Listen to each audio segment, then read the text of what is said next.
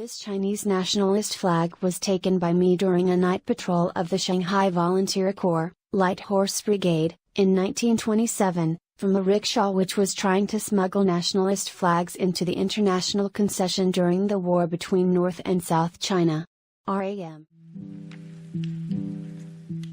And at the completion of the Northern Expedition in 1928, when he was successful in overthrowing the more dictatorial regimes that had sprung up in China, they did indeed use this flag as their own, although the Five Races flag did continue to be used in non-official capacity as well. That is until the Second World War, which of course in China starts earlier than in Europe. In China it starts with the Second Sino-Japanese War, already in the mid-1930s, when you get the invasion of Manchuria, the northern part of China, and later other parts of China by Japanese forces as well.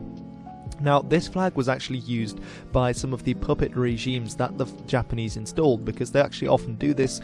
In the Second World War, you see it with the Japanese and with the Germans. For example, in the Netherlands, that's why they start to associate this flag, the Prinsenvlag, with the supporters of the Germans there, because they would use older flags with a different history and say, look, we're now using this one to distance themselves from the modern governments. And this is the same in China with the Five Races flag with the Japanese occupation. In 1940, Wang Jingwei was appointed as the head of the collaborationist Chinese government working with the Japanese in Nanjing, and he actually wanted to use the same flag as the nationalists fighting back against the Chinese were using, so with the rising sun and the blue canton and the red earth background. But the Japanese much preferred using the Five Races flag, so in the end the Japanese put forward this proposal, which was to have that flag but then with a yellow banner that read peace, anti-communist.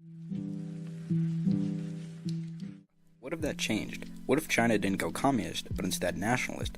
Well, our first change will be in 1934, with the Long March. The communists won their siege from the nationalists in a difficult position facing defeat. In our timeline, the communist leadership was split over their final decision, but in the end, the scattered escape was their best chance of survival. In this alternate timeline, let's say the Long March doesn't happen. Maybe the communist operations are delayed long enough to prevent escape.